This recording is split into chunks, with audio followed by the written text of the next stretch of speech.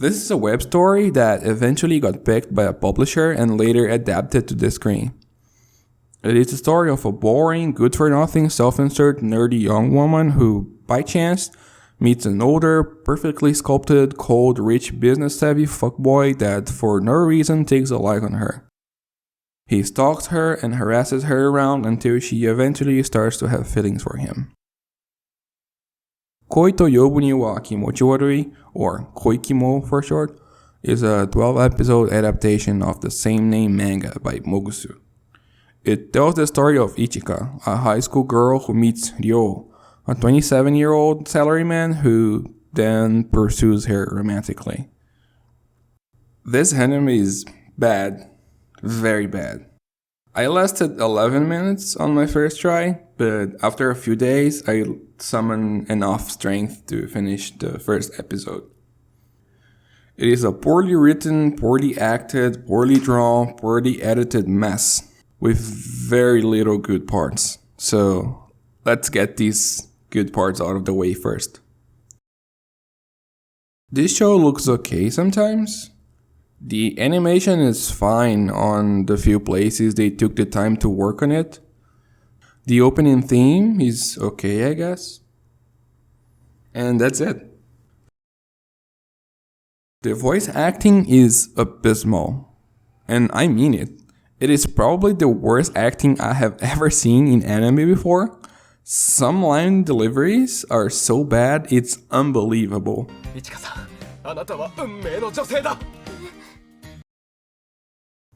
What the fuck was that? This is not a singular event, by the way.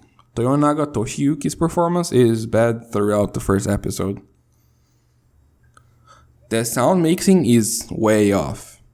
Voice, music, and sound effects are weirdly mixed in a way that doesn't make any sense. Sometimes you can hardly hear what characters are saying.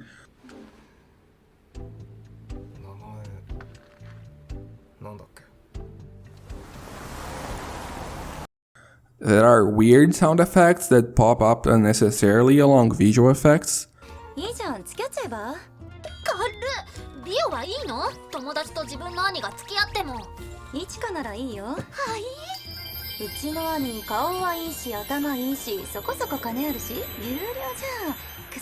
And sometimes the background music is way too loud. And that background music is very bad as well. Ichika is bland and ugly, but I guess it works as a self-insert. Ryo and his sister are both attractive, I guess, especially because they're basically the same character. Ironically, the best looking character is the unnamed poor girl Ryo sleeps with in the beginning, but we'll get to her later. The characters are treated as an afterthought. Ichika is the main character, but you know nothing about her besides she likes nerdy stuff. That's her character. That's her whole character. The first episode spends all of its time selling the idea that Ryo is Japanese grey. Ryo getting dressed and putting on his fancy watch, Ryo being annoyed by the lack of cigarettes, Ryo looking at the gorgeous woman sleeping and saying he doesn't remember her name, Ryo speaking in English on the phone about random business things, Ryo ignoring the beautiful woman he just slept with, Ryo being rich, Ryo complaining he had sex all night, Ryo being awesome at his job where every woman wants to sleep with him. The show wants you to know that Ichika is a nerd who plays video games and watches anime, and Ryo is a cold, perfect man. A lot of English speakers have issues with this show because it is a 27-year-old man pursuing a 17-year-old girl. There is a whole discussion about grooming, which is wrongly used here, by the way. The word is misused a lot. Firstly, it is my duty to inform you that this was written by a woman. This is not a dude's manual on how to harass high school students. It is a woman writing down her fantasy of being harassed in high school by the 27-year-old perfect man. I think the show is problematic, but not because of the age difference. The problem here is that the show portrays any woman Ryo had sex with as garbage. One of the first scenes is him just leaving without saying a word to a woman he just spent the night with, and he's cooking him breakfast like an asshole. At the end of the first episode, one of his previous partners see him talking to Ichika and warn her that he's a piece of shit. Ichika then leaves and Gyo proceeds to assault her with a napkin. The problem with writing stories where a girl fixes a fuckboy is that you have to put down all of the other women he slept with. Otherwise, the self-insert is just one more woman.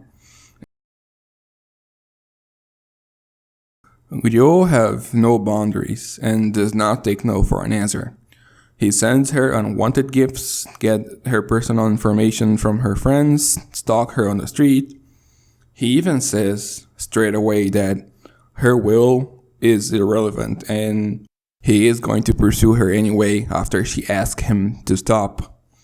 This is bad regardless of age difference.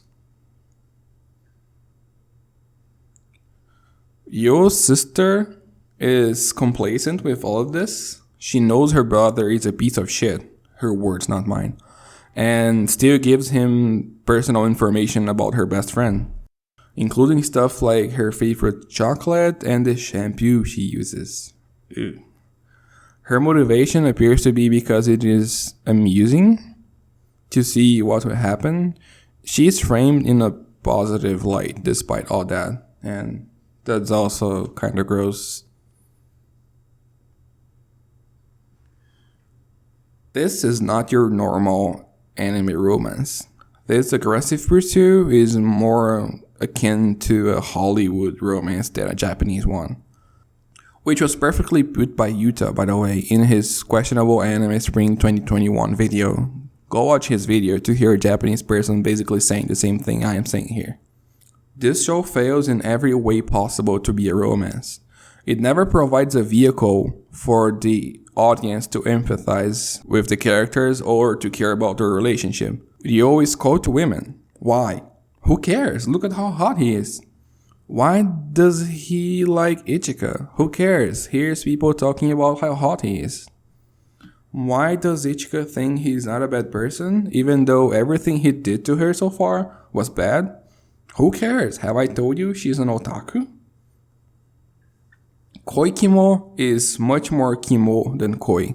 That is a bad adaptation of a bad material that has nothing going for it, and it's best to be avoided.